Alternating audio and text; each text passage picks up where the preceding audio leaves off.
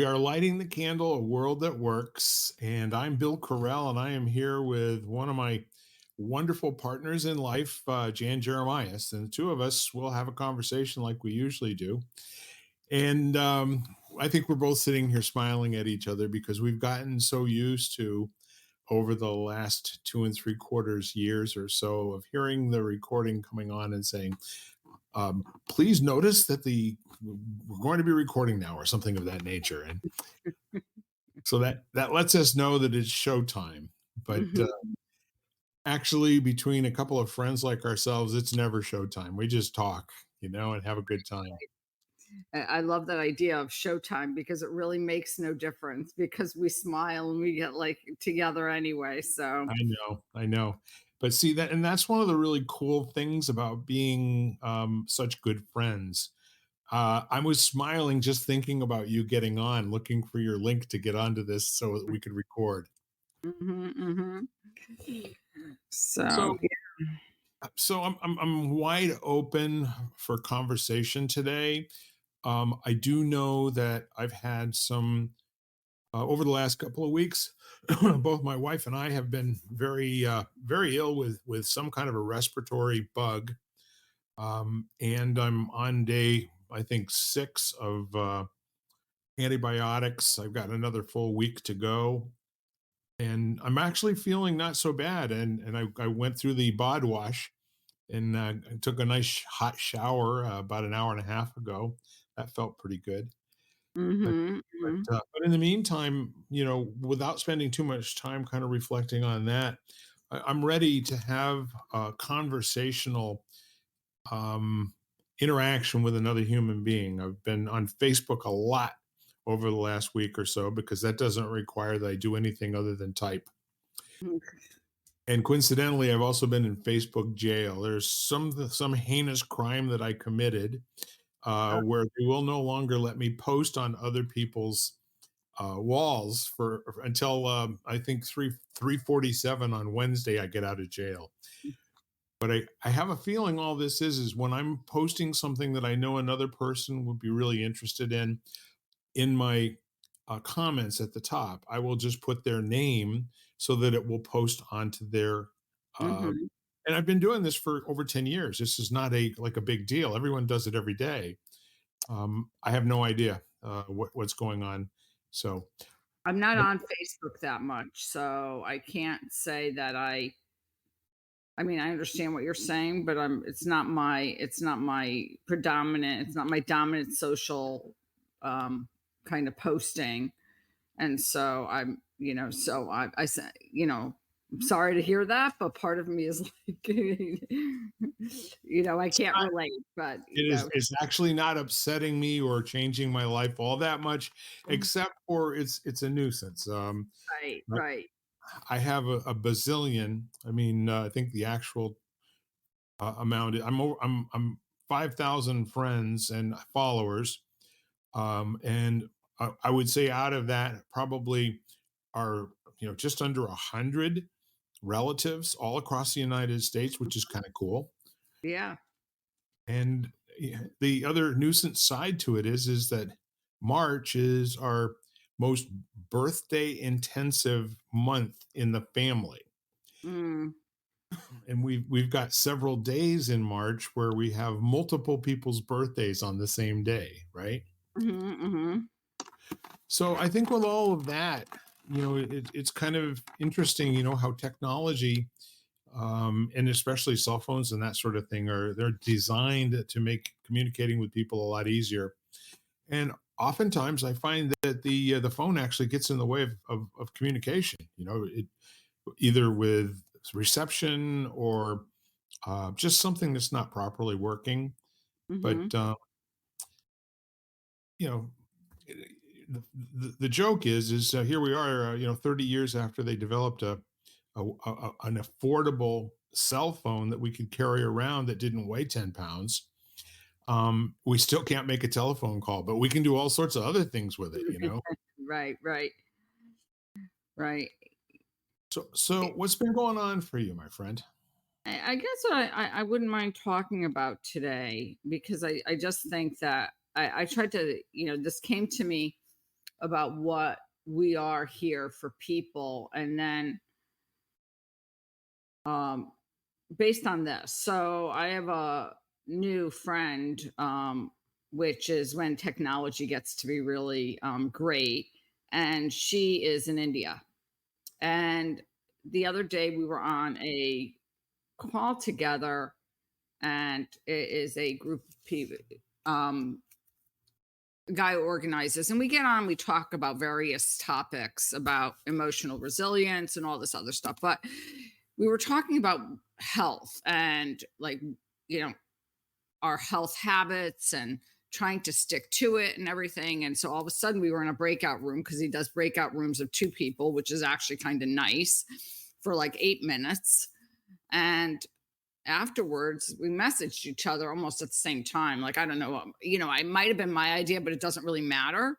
I said, do you want to be accountability partners for each other? Because we were talking about some of the challenges, like, some of the things in our wellness journey or health journey that we find really easy to do, and other things which we don't.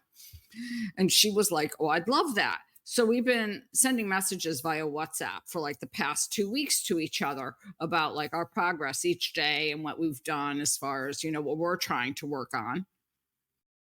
And just this whole idea of accountability partners or accountability buddies, and how powerful it is. And I thought to myself, well, that's kind of like what we are for our listeners. We're their accountability buddies. Like, they can come and they can reach out to us if they want, and they can say they need help with something. But that whole idea of having somebody who's a little bit, I want to say, at a distance, that they're not going to coddle you, in the fact that, they don't, like, if you don't do something, they might say, oh, that's okay. But it's a little bit different, because I think you feel like you are more on task or more diligent, because you have them to, like, you have to check in with them, and you don't want to say you didn't try or you didn't do it. So you tend to do it.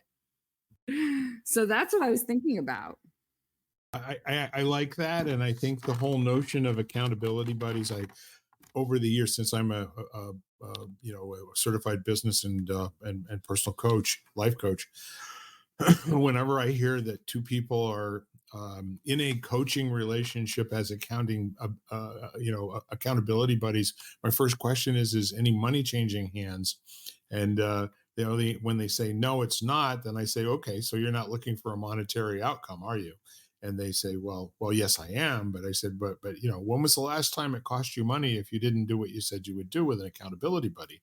So what you're talking about is that really cool relationship in accountability buddies, where the first thing is to help you remember when you forget, you know, that, oh my God, it's like I came on earlier today, about 10 minutes ago before you got on, and I looked at my calendar for the first time in probably a week to find out that I have another meeting that I scheduled 3 weeks ago that's coming up at 3:30 today.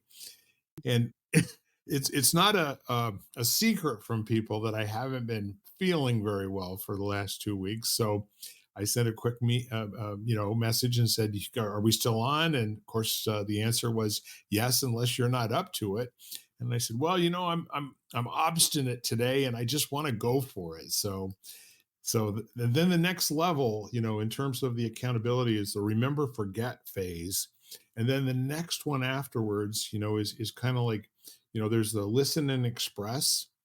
And that's where, when you're talking about whatever it is, just thinking about how that conversation is going to go, there are certain things that will come into your mind. And in many cases, it'll come down to, like, what sort of things can we talk about that will bring value to that conversation and make it Mhm. worthwhile, especially if you're talking to somebody in India, or in another time zone in another country. That's inconvenient, and it's got to be kind of cool, right? Oh yeah, I actually really love it, because part of the reason I love these, where we met, it was this whole idea of, as we sit in conversation with each other about certain topics of, like I said, it could be, um, emotional resilience and how we handle, some sort of conflict or something, conflict resolution or whatever, is you realize that everybody goes through the same thing. And everybody has, the same things that they deal with basically. And maybe the circumstances are slightly different, but it just, I think it makes you feel sometimes more normal, because I think sometimes we feel very alone and we feel very much like we're the only one in the world that feels like this. Yes. And so in that way, I think it's really nice to have somebody, you know, across the world who you kind of resonate with, that is possibly going through things that don't necessarily apply to you, but you can relate and you can still support. So, for example, she's a mom of two, an infant and another child. Now, you know, it's not my stage of life, and I think it's good for me to be around somebody like that, just because I think that when I then have other people I work with or I have clients with or I collaborate with who are in that situation, I think it gives me something to refer back to. Like, remember, they have children at home, which I don't necessarily think of because I don't. And, so I think in that way, it's really nice because it makes everybody, I don't know, it makes you a little bit more human in the process. Yeah. Yeah, and the other thing too that I'm hearing that may be going on with you and your friend is the whole notion of having somebody that you can just think out loud with without trying to process it and trying to predict what you're receiving of it is going to look like. That trust, that comes between friends of a certain age, and I don't mean your physical age. I'm talking about your friendship is of a certain age when you've gotten through a period of time where you start to develop a little bit of respect for each other, and an expectation that it's going to be a special conversation. Those are cool people to look forward to chatting with. Hmm. And just the fact that it's not like, yes, we tend to be on the same meeting every week, and it's very rare that we're not. And then she gets on my LinkedIn audio event usually on Fridays that I do. So, but that sometimes, depending on whether you want to participate, she might be just listening. But there is this feeling of like when we check in, like I said, the fact that, someone out there is keeping track in addition to what I'm doing of what I said I'm going to do and holding me to it. Because I think it's very easy for us in our lives as we get busy to push things that are important, but all of a sudden something in our head thinks that something else is more pressing. And, you know, and it still reminds us to kind of say, okay, well, I can take 5 minutes to do this or 10 minutes to do this. Yeah. And can I do something even if it's not that? So maybe it's not, but it's some sort of effort along that path. So I like right now, being in the US, my focus of the past like few weeks has been getting my taxes done. Yeah. So I'm very focused on that. And so all of a sudden I'm like, okay, do I have time, or all my free time I'm kind of allotting to that? But, still have to take care of myself, and I can't totally ignore, everything else in my life because I have to get that done. So, Yeah. And with everything else that goes on in your life, there are more than two or three topics per month for you, I'm very sure. So, looking forward to these weekly conversations with somebody that you know, like, and trust. Um, it's kind of a self-affirming process in terms of being able to shift your mind off of whatever else is going on into what were we talking about last time, and do I have any experience with that conversation in terms of things that may have occurred this week that would be share worthy, where we could actually talk about something that happened. But the other thing that I think is really kind of cool too is the whole notion of making and keeping promises. I feel, and I don't have a lot of experience other than my own personal observations, but I feel, and I'm judgmental about what I observe in the world with people very quickly making promises and then very quickly coming up with excuses the next time you see them a month later, as opposed to, hi, how are you doing? I told you I would call you on Thursday. I didn't call you. And it's my intention to keep my word, intact with you, and that it will mean something if you hear me make you a promise. So I'd like to be able to make a new promise. Will that work for you? Can you imagine if people just talk to each other that way all the time? Hmm. No, I mean, I actually, and yeah, and that's a different kind of like, as we're referring to this word, that's a different kind of accountability.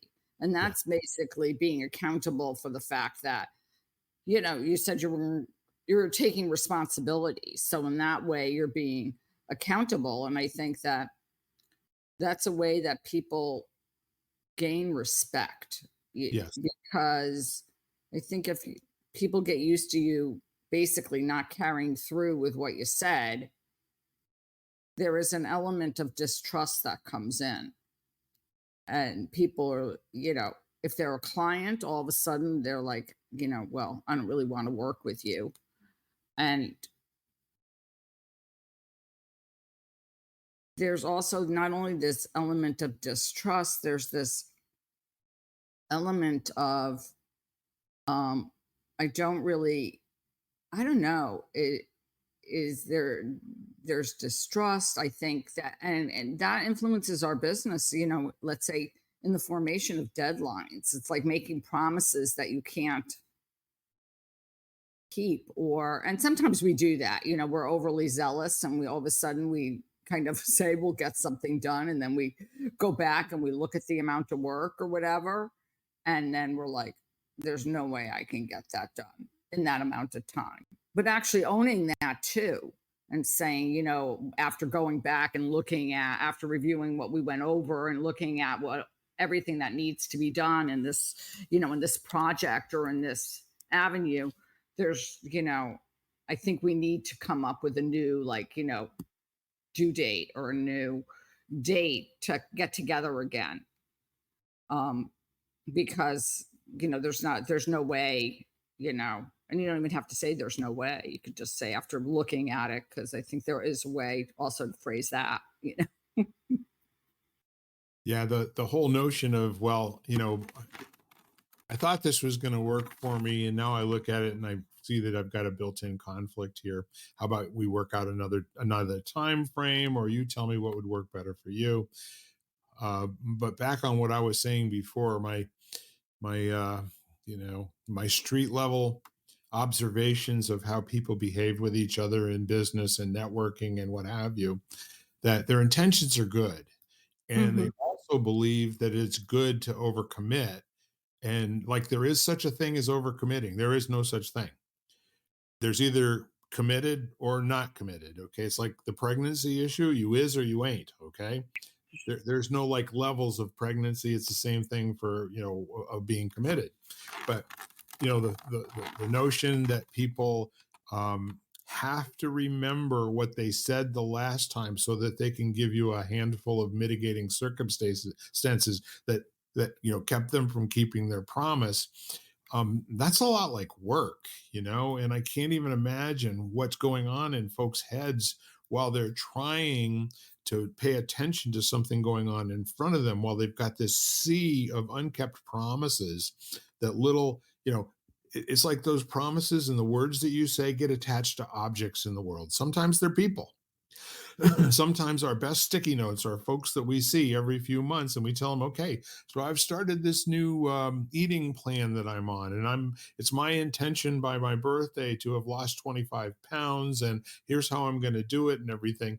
And it seems like for the rest of our lives together, the first time I see them, every single time from now on, they're going to ask me, like, how's that eating plan thing going on?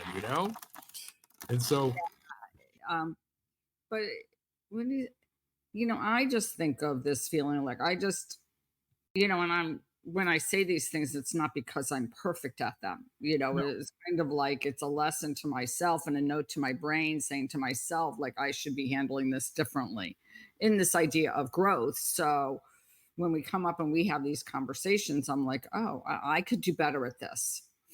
And I think just, I reached out to somebody about collaborating recently that I had met and I really liked.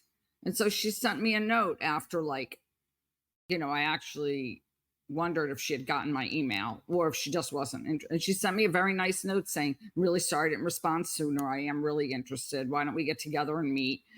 And everything. And just the fact that I think she said to me, I'm really interested. I was busy, made all the difference in the world. It was this feeling of like, oh, okay, she is really interested. We all get busy, And so it was just kind of her owning that or acknowledging that for me, Yep. which was, you know, went a long way in the way I then now I'm going to react and respond. And it was interesting that I say that because of my conversation about taxes, because I really do want to meet with her, but I'm trying to budget I am trying to allot time for this for me to finish it. So I'm like, okay, I don't want to overextend myself and then be running around so much that I have no time, and that's causing me a lot of stress because it hasn't gotten done yet. So I'm like, okay, well, let me just put that meeting to next week because my goal is to be done this week in the next few days. So it was kind of like I kind of adjusted in my brain. I was like, this will happen, but also honor myself and the fact that I liked the fact that she acknowledged it.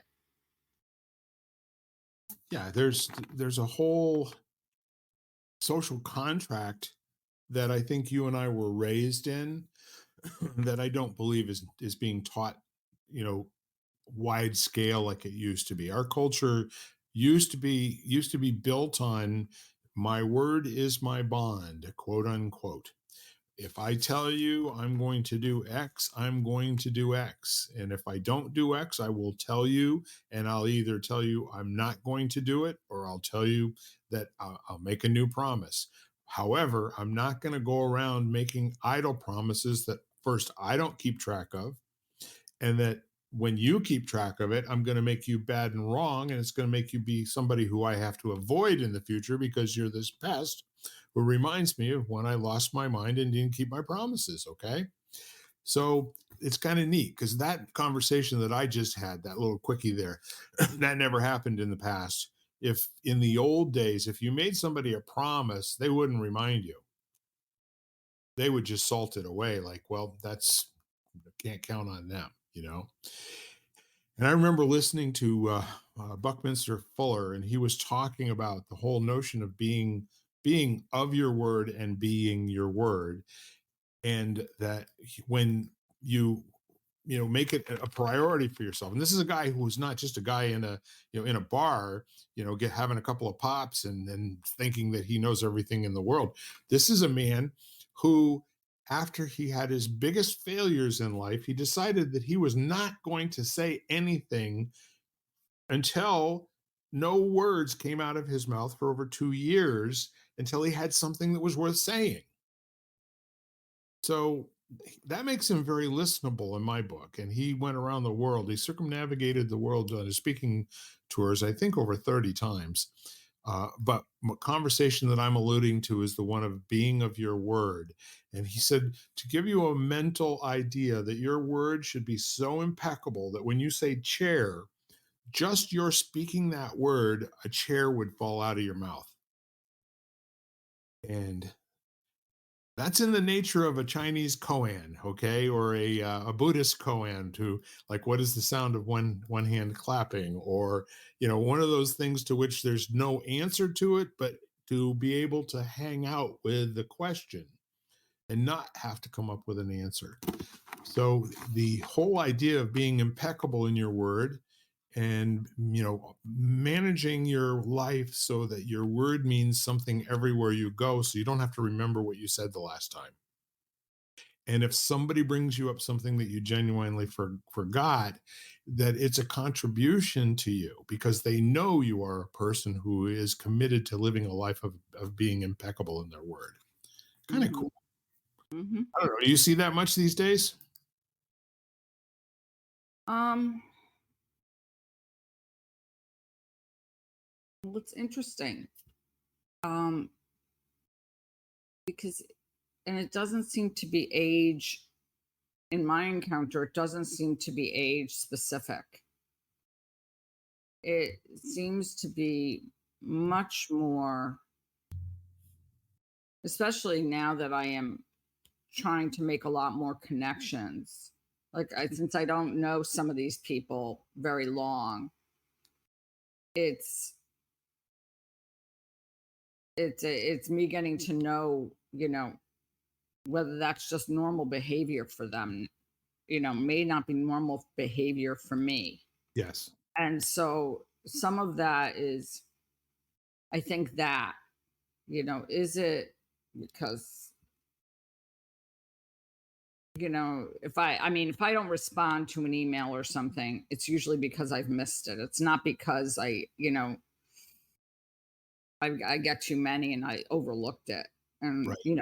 and I tell people, like, if you want to reach me, just, if you don't hear back from me via email, make sure you text me, because usually it is an oversight on my part, but an Yes. unintentional oversight, obviously. But some of the people that don't respond, I'm like trying to figure out, like, and I'm just learning, like, they don't, like, I think that's who they are for whatever reason.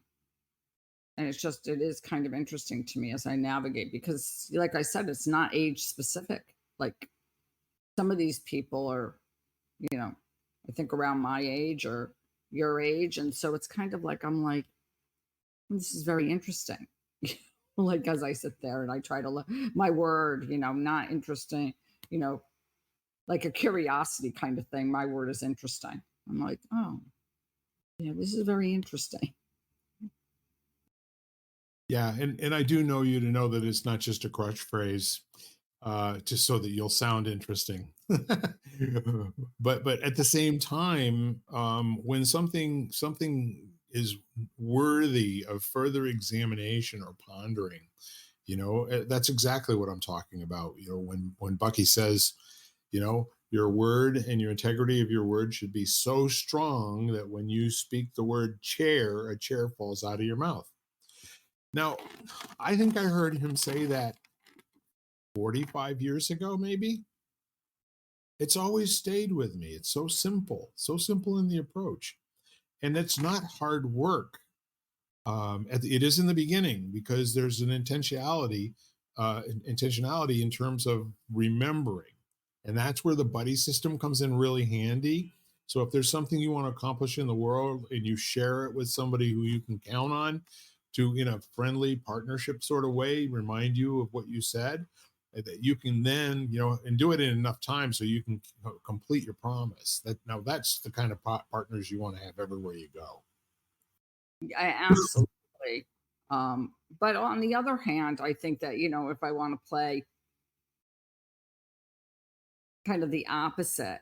So let's say I do have a friend who knows me quite well, and there are certain aspects of my behavior that, let's say, she will bring up, and it's things that I've worked really hard to try to change within myself, let's say.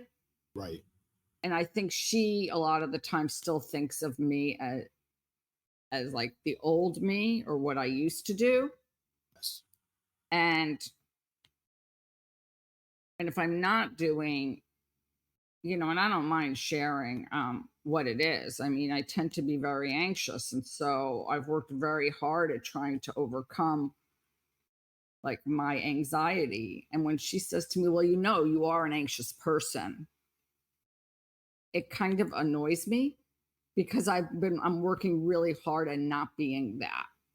And it's kind of like, I don't need you to remind me that I'm like that, because I know I'm like that, or that's my normal, like, kind of modus operandi, where that's the place I tend to operate from.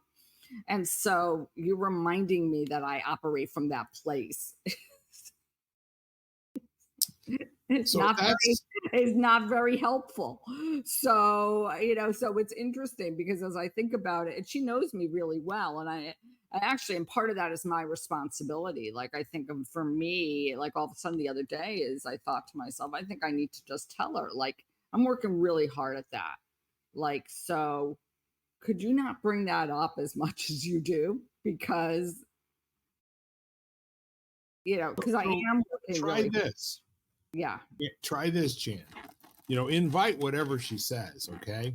However, arm yourself with a couple of comebacks in advance that are going to move the conversation forward, such as, do you know that this is a priority for me and I love how you're, keeping me honest all the time? Would you do me a favor and would you let me know if I'm exhibiting behavior that's not like that? Like, I'm working really hard here to kind of put that behind me and to create this new open space where that's kind of shut me down before.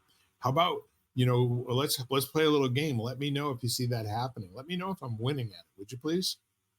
Yeah, because and it's so funny because all of a sudden one day, like she said it to me not too long ago, and I thought to myself,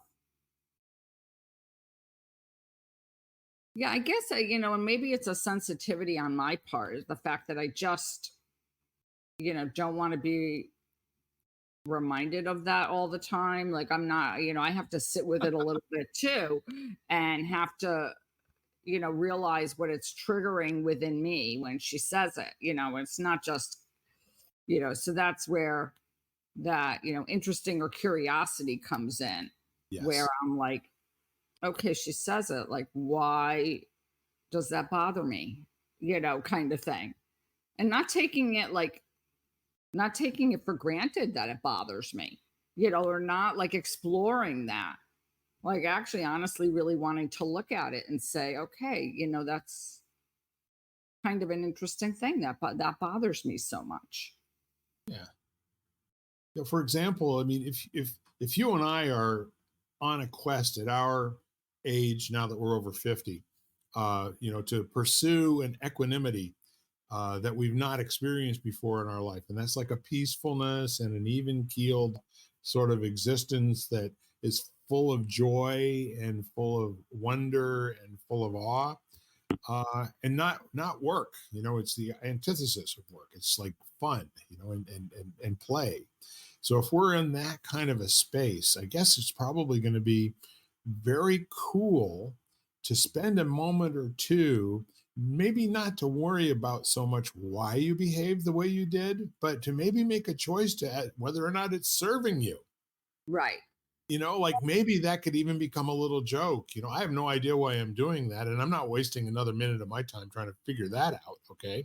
Because whatever reason that I come up with will be the new reason that I feel that way. And so now I'm going to have to continue feeling that way anyway because I got a reason, etc.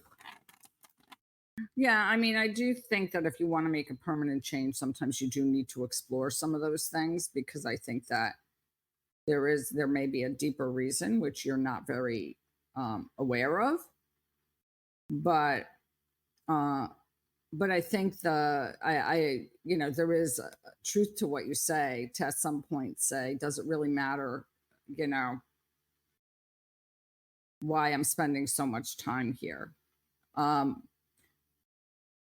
but then, I've been working with a client, and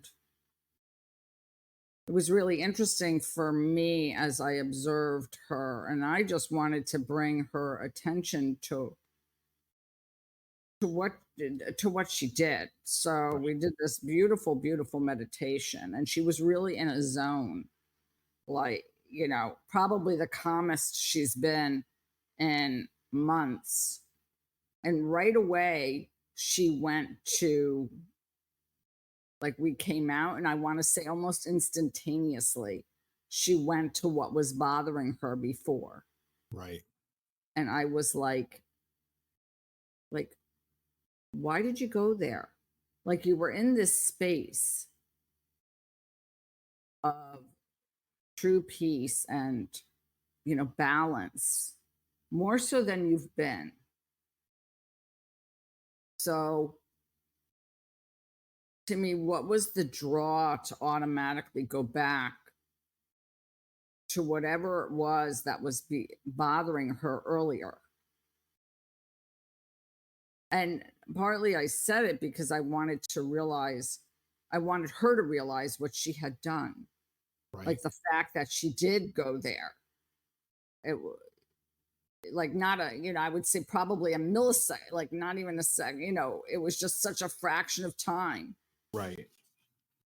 And she even said to me, "I feel so much better now." And then the next thing was like, but yada yada yada yada yada yada. And I was like, "Why did you do that?" Like, Well, see, here's the interesting thing from my perspective in terms of hearing what you're saying. If you say I have a behavior I'd like to understand better, it's almost always a habit. Okay. 99 out of 100 times when there's some behavior that you have that's automatic and there's no thinking, it's just stimulus response, like a trigger, that's a habit. Okay. So the question, to really embrace when it occurs is not to fight it or to justify it or all those kinds of things. I've had some extraordinary breakthroughs with people in terms of relationships at work and stuff like that with people that they find abrasive. Well, mhm, it turns out those people are fine, okay? That all the abrasion is going on inside of the person and their natural reaction to things that happened when they were a kid or whenever it was. That it right. might be useful for them to know why, but in the meantime, it was very freeing for them to realize that the other person didn't get a vote on how they reacted. That the person was not walking around the world laying in wait for this person to show up so that they could trigger them. I've been working on this trigger for days and days, and now let's see if it works. Right, right, right, right, right, right.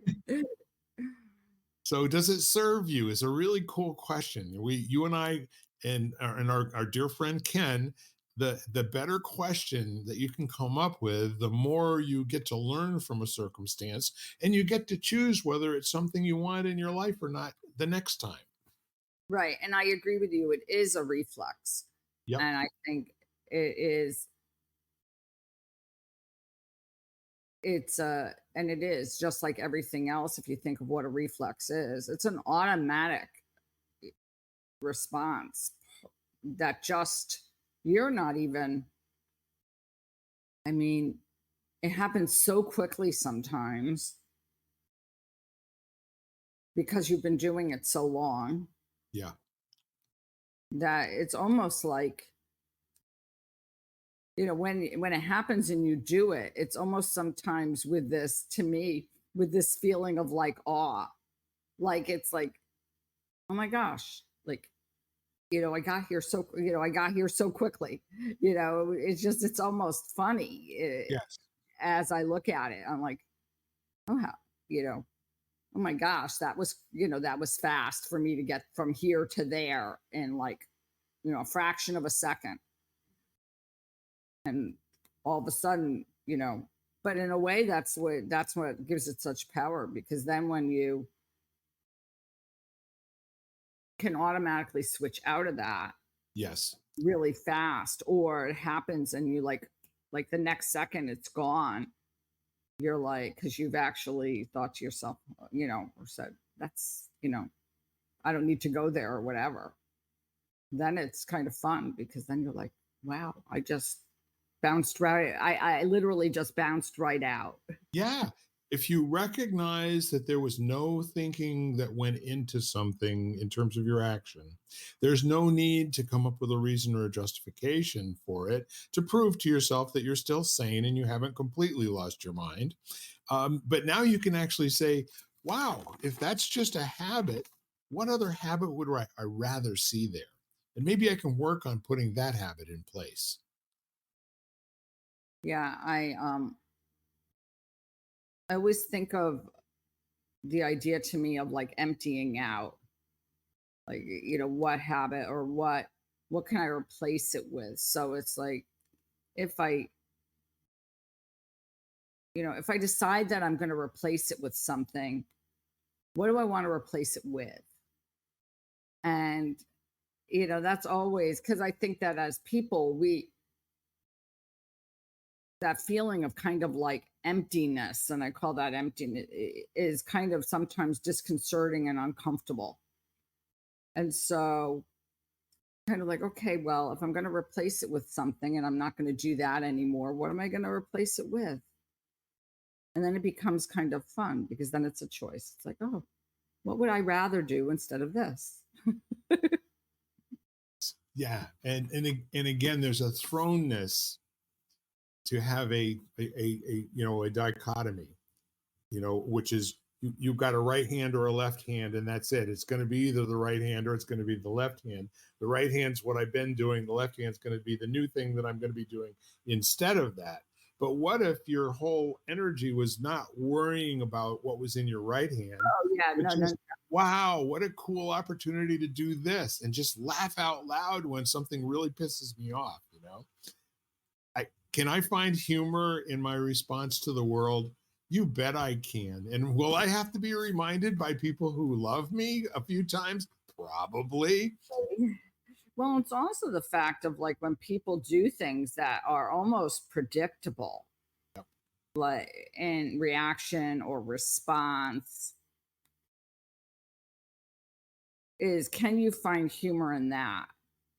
Uh, and I've had things that have been in my life where I just like people behaving how I like basically thought they would behave, and finding humor in that, like almost realizing the humanness. Like this is, I've had circumstances where I feel like I'm living a Seinfeld episode. It's like and just taking human behavior and realizing that's what people do.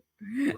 Just kind of saying it and just taking it for that and just actually laughing because I could just see exactly like Seinfeld having an episode about what just happened because it's so, Seinfeld, Carol Burnett, like all the really where they would find the humor in just ordinary life and reactions.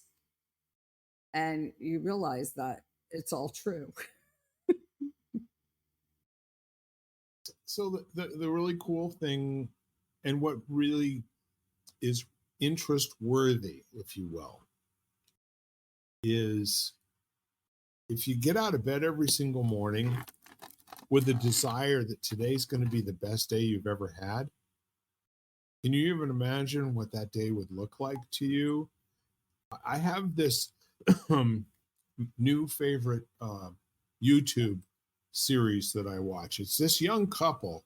They are vagabonds. They started out probably 3, 4 years ago before COVID with a tent and a Hummer, just driving all around Arkansas in different campgrounds and cooking outdoors and swimming and just having a great life and then telling everybody about it in their YouTube adventures.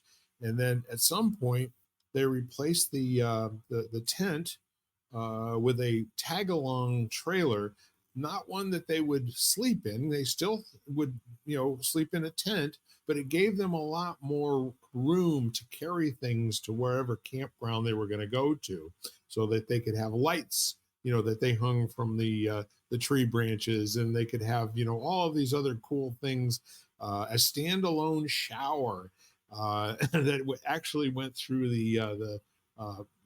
through the automobile, and got the water got heated, and they had first world luxury when they're out in the middle of the Ozarks, which was really kind of fun. But the neat thing is that they're a young couple. I want to say they're in their mid 30s, and both of them left really responsible jobs. She was a CPA, and he was some kind of other white collar thing that they just said, we're going to throw that to the winds. They started doing all of this camping on weekends. And then they finally decided, let's sell our house. We'll put all that money in the bank, and let's go see if we can make a lifestyle out of this. And let's see if we can make an income off of our YouTube channel, right? Well, they've now been doing it for almost 4 years, and it's working for them. I told you that story to tell you this one. Every single episode, the guy says, I'm having the best day of my life. I just love him. You know that? Can you imagine how wacko that sounds for most people to like walk into a room and somebody's saying, today's going to be the best day of my life? And he really means it. He's inventing today as that satisfying, wonderful occasion that's going to just bring him everything that he could dream of in terms of what that day was. I like it. I think it's kind of cool. Well, it reminds me of David Stendhal Rast, who has a wonderful gratitude practice, and has he's a brother, and he goes through a lot, like, you know, can you look at this day as it possibly could be the last day, and can you live from that space of that realization of realizing, like, you know, basically, can this be the best day ever?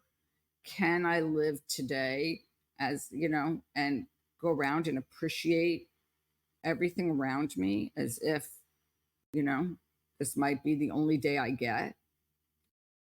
Um, Slightly different, basically the same. And it's really a beautiful, beautiful practice.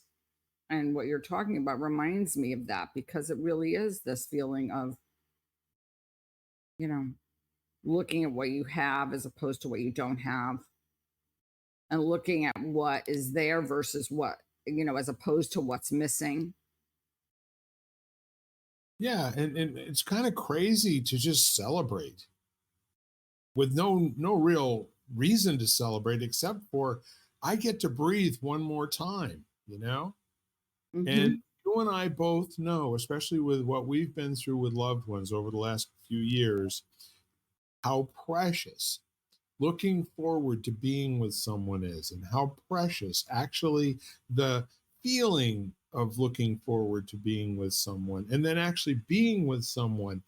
I don't know. I found that they really couldn't do anything to upset how happy I was to be with them. After I looked forward to it for so long, I had so much tolerance for any behavior that they would have. And when, being around somebody with dementia as frequently as I have been in the last 5 years, um, that means I had to be up and ready to go at a moment's notice to meet them wherever they were in the universe, or kiss that relationship goodbye. And I was Hmm. never willing to kiss the relationship goodbye. So it was really always just an act of love to hang in there with them and give them something to press against while they're saying what everybody else in the room is sure that they've lost their mind. But when you validate that what they're saying is reasonable by giving it a response that's in kind, you know, it just creates something in that moment that couldn't have happened otherwise if you're just going in and sitting in a chair waiting for them to pass, you know? Yeah, and it makes it, creates so much less agitation around, and having, had to learn that lesson. It's like, Yeah. you know, just debating, and whether, if it's not true, it's not true. But the debate that it isn't true is just so energetically draining for both parties, and demeaning for the person who's going through that dementia. But I think it happens with people, where you truly appreciate people. I Yeah. remember seeing my parents for the first time after the pandemic, or, when we after, like, finally when I saw them, and it was probably close to 2 years where I hadn't seen them. And considering I used to see them very often, that was like unbelievable. And just, the tears that came to my eyes, because it was just like, oh my gosh, and the feeling of what it's like to hug someone. And we've talked about this, just like that first time. And so, just the value of people. But I think this whole idea of just finding appreciation for things in your life, and in that way making it, like you said, this is going to be the best day ever. Yeah. And then switching that to it is the best day ever. And no Hmm. matter what's happening to you, it brings you joy. And that is something that most people don't realize, that you and I get to vote on that. Our happiness is our own responsibility.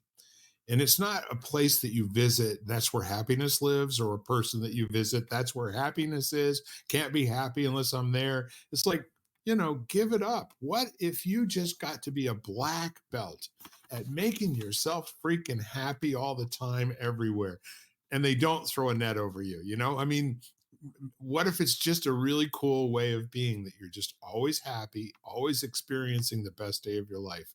What would that look like for people? Yeah, no, I mean, I think people would have a very different attitude about where they are in their life, what is happening in their life. Um, and I do think part of it all begins with gratitude and realizing, concentrating on the what you do have in your life versus what you don't. Um, and some of it is just like and it basically is, we get to choose what we focus on. I mean, that is a conscious choice, which is what I was trying to tell my client. And I actually was messaging her every day and, reminding her. Was telling her to send me something she was grateful for, like every day. Like, I'm grateful for this. And we did it for weeks and weeks and weeks of Yeah. just trying to shift out of that, maybe like, that aspect of self pity or and I'm not saying that I've wallowed, I've been in a place where I've sat in a place and I've wallowed for a period of time, but then realizing that that's a choice too, because I can choose to get up and wallow, or I can choose to get up and say, okay, well, I'm done with this. Like I'm tired of myself almost. Like I'm Yeah. tired of being in this space. I don't want to spend any more time with me. I like that. I make myself sick. I'm not going to tolerate this anymore. So stand up. If you're going to wallow, at least be in motion while you wallow. Right, exactly, exactly. It's like, I'm tired of spending time with me. Yeah. And just like I've got to move out of this, and realize that, it really is a conscious choice. And I talk to her about this a lot, like that conscious choice of saying, okay, I can choose how I want to be today. Sorry, there's a bug. I'm sitting there.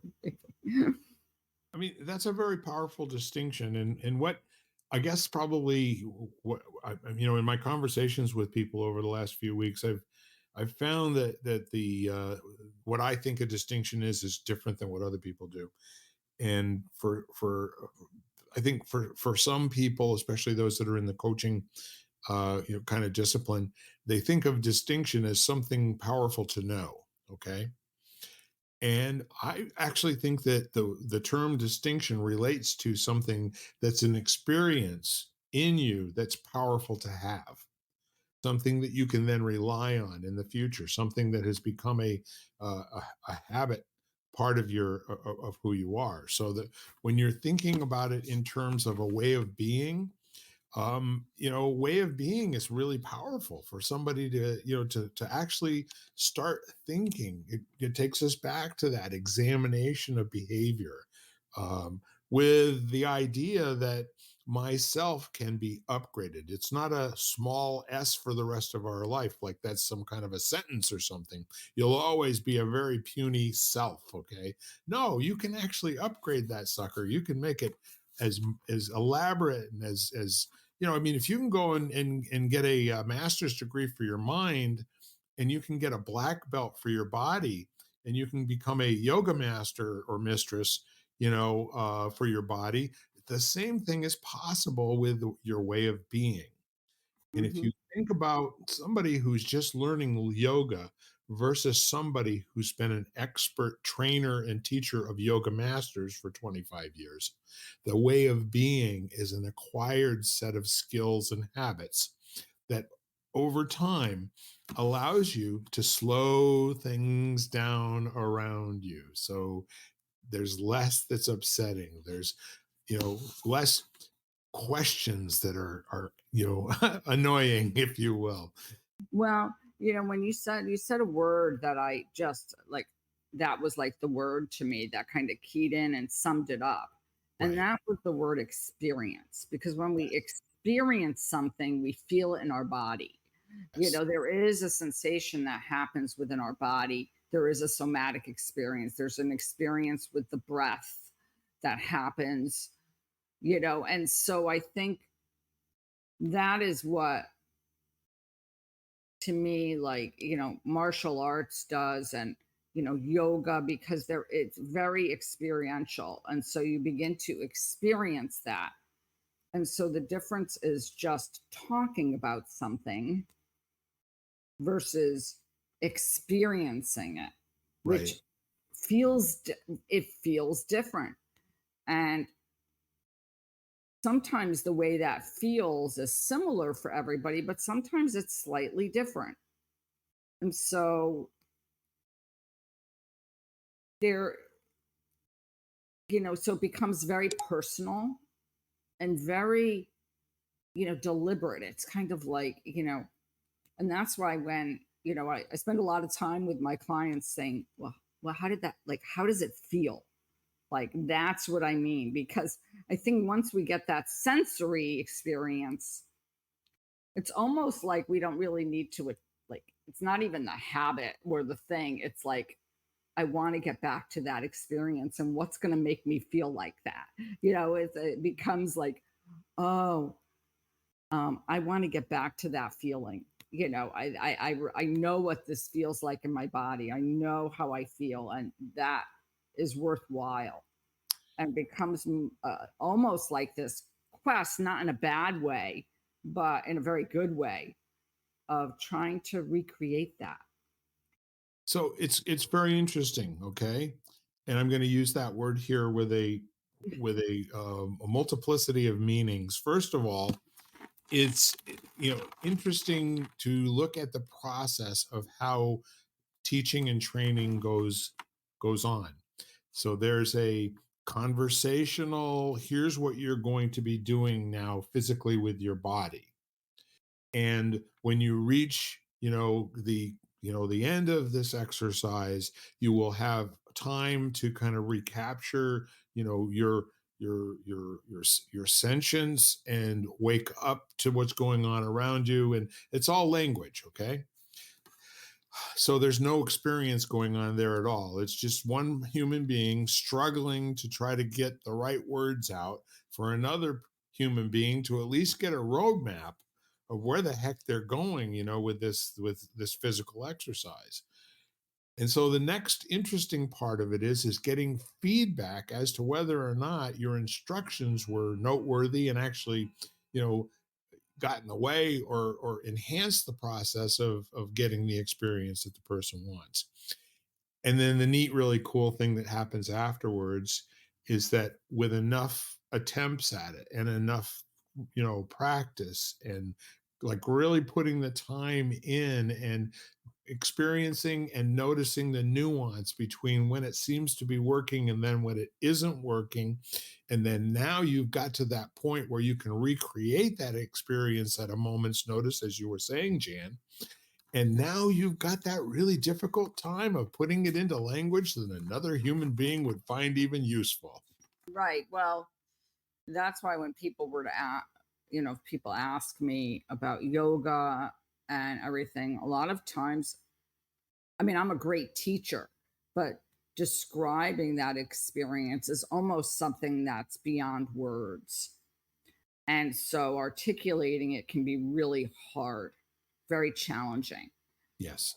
That doesn't mean that, but just and some of it is the constant, the not constant in a bad way, but the questioning for the person, and the reminding to the person to kind of keep on going to, how does this feel? Yep. Like, how does this feel? What feels better, this or this? What?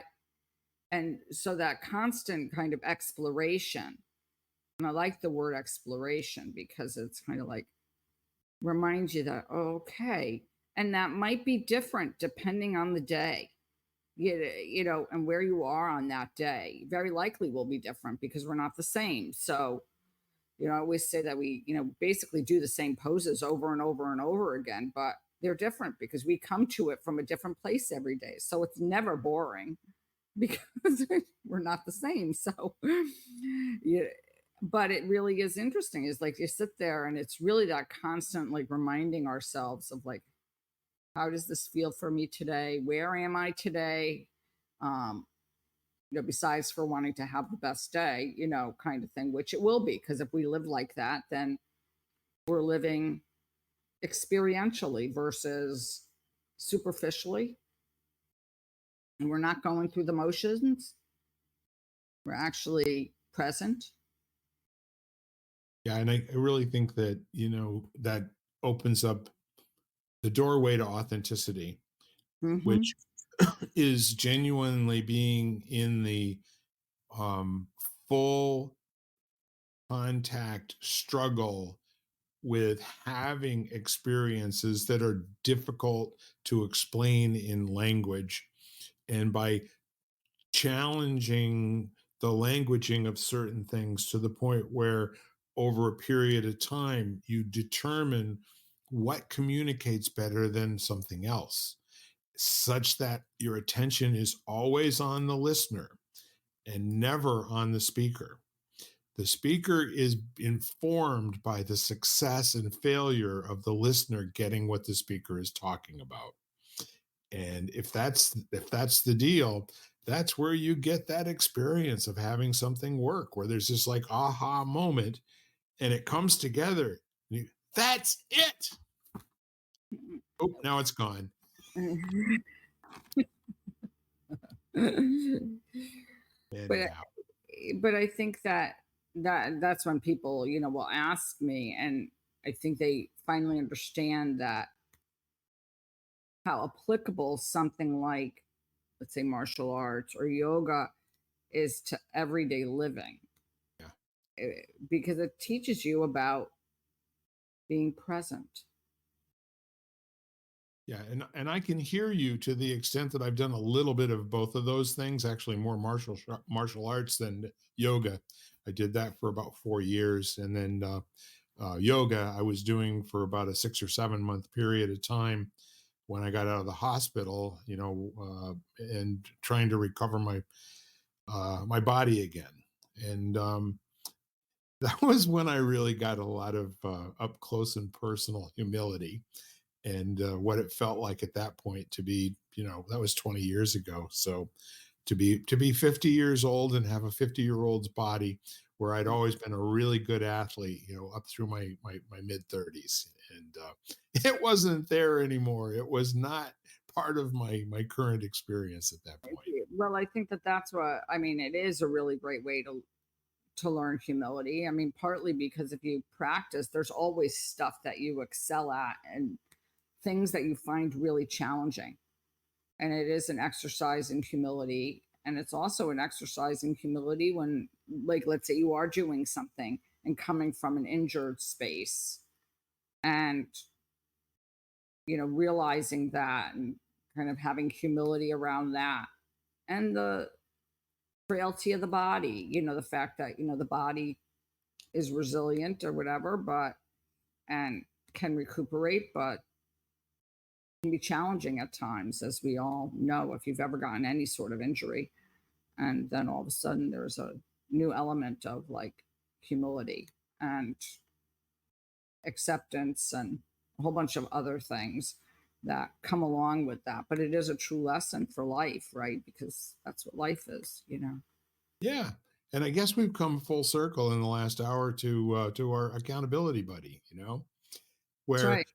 in the beginning you talk about what an accountability buddy is going to be, but through being an accountability buddy over time you actually distinguish what accountability buddy really is in this particular instance, in our particular relationship.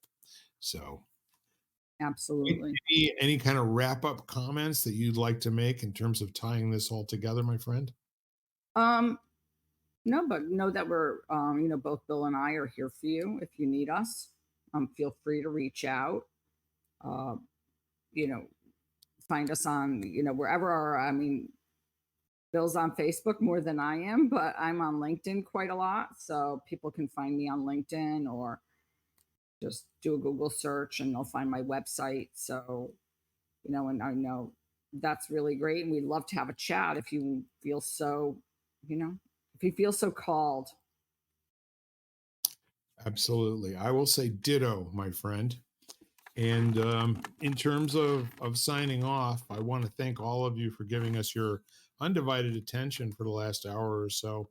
And I also want to draw your attention to the fact that there are people out there in the world, friends of yours, who, unbeknownst to you, could use a hug, could use a telephone call or a text, or maybe, an email that basically says something like, I was thinking about it today, and I just want you to know that because you are here and because you're around, my life works. And I just want you to understand that anytime you ever need anything, you've always got a phone a friend with me. You just call me and I'll be there. But in the meantime, Jan, thank you so much. Oh, thank you, Bill. You're welcome. And we are lighting the candle, a world that works. And once again, I've got to have a wonderful conversation with my dear friend, Jan Jeremias. And again, signing off, I'm Bill Correll, and it's been a ball being with you today. You've been listening to Lighting the Candle, a World That Works, part of the Exvadio Podcast Network. You can catch every episode as well as the rest of the network at exvadio.com, the Apple Podcasts app, Google Podcasts, Spotify, iHeartRadio, Audible, Amazon Music, and wherever you find podcasts.